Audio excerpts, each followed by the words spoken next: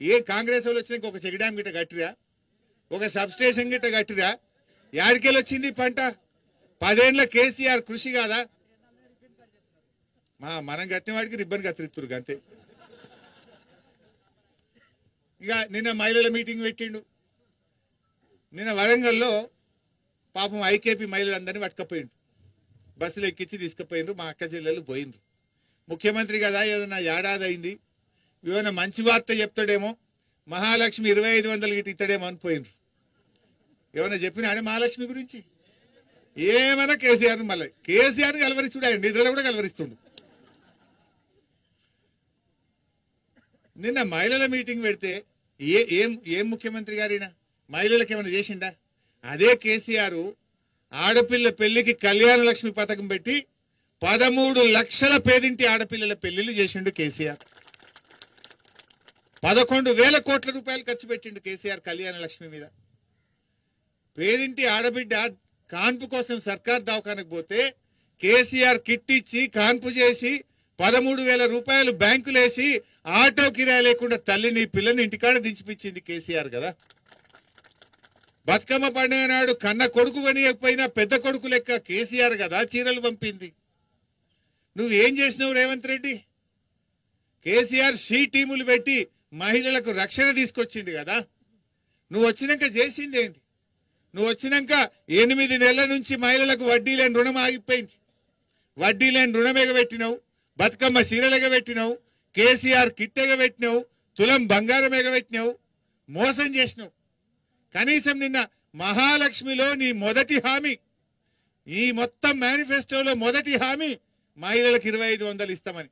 ఈడెగబెట్టింది కానీ మొన్న మహారాష్ట్ర పోయి 3000 ఇస్తా అని చెప్పొచ్చింది. ఇంకా ఈడంతా ఇచ్చి పీక్ పడదొప్పినట్టుగా మహారాష్ట్రలో పోయింది ప్రచారానికి. మేము తెలంగాణలో అన్ని హామీలు అమలు చేసినాం, మీకు 3000 ఇస్తామని చెప్పొచ్చారు మహారాష్ట్రలో.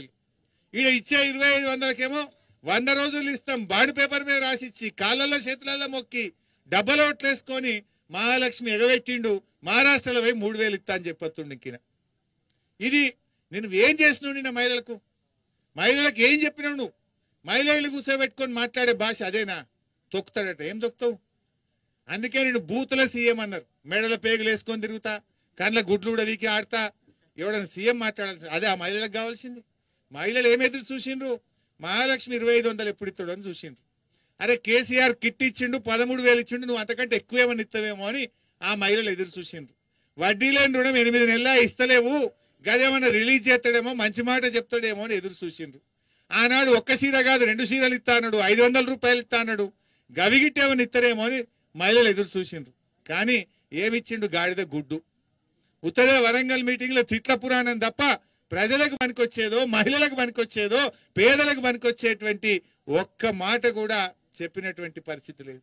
కలుపు మొక్కనట కేసీఆర్, కల్పవృక్షం. కలుపు మొక్కను మళ్ళా రానియాడట. కేసీఆర్ కాదు, నువ్వు కలుపు మొక్కవు.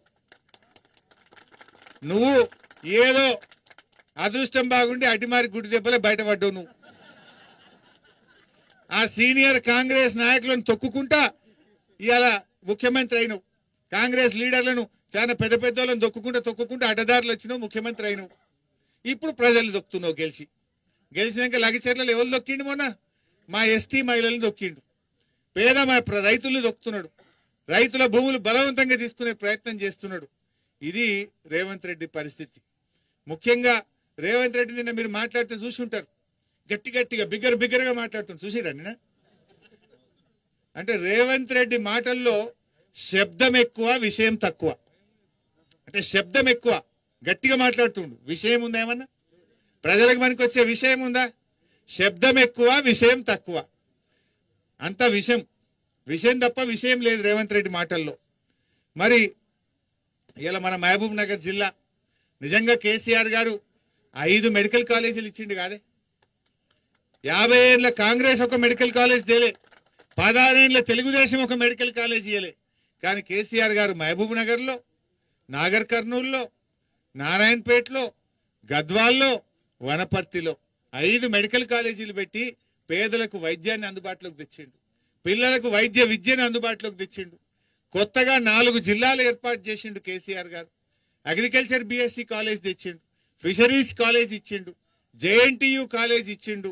ఎన్ని చేసిండే మన కేసీఆర్. ఇవాళ ఈ కురుమూర్తి దగ్గరికి కూడా ఆ bridge cum check dam road CC కుంట నుంచి కురుమూర్తికి 50 కోట్లతోని ఎంత అద్భుతమైన బ్రిడ్జి కట్టించిండు మన కేసీఆర్. పెండింగ్ ప్రాజెక్టులను రన్నింగ్ ప్రాజెక్టులు చేసి 6.5 లక్షల ఎకరాలకు నీళ్లు ఇచ్చిండు కేసీఆర్. మంచినీళ్లు లేకపోతుండే మనకు. మహబూబ్ నగర్ లో 15 రోజులకు ఒకసారి నల్లవచ్చు.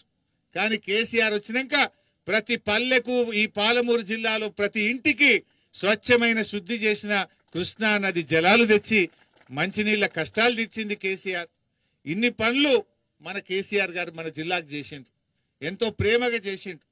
ఇవాళ రోడ్లు అయితే పాలమూరులో ఎటు చూసినా ప్రతి మండల కేంద్రం నుంచి డబుల్ రోడ్ చేసింది కేసీఆర్ కాదా.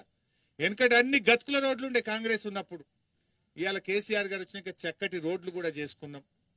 అయితే వడ్లు కొంటున్నాం అన్నారు. వెనకట గిట్లే ఉండే కేసీఆర్ ఉన్నప్పుడు. ప్రతి గింజ కూడా మనం కొన్నాం. నేను ఇవాళ రాంగా ఆడ ఆగినాం. నిల్విడి అనే గ్రామం, మందాపూర్ మండలం నిల్విడి గ్రామం దగ్గర ఆగినాం.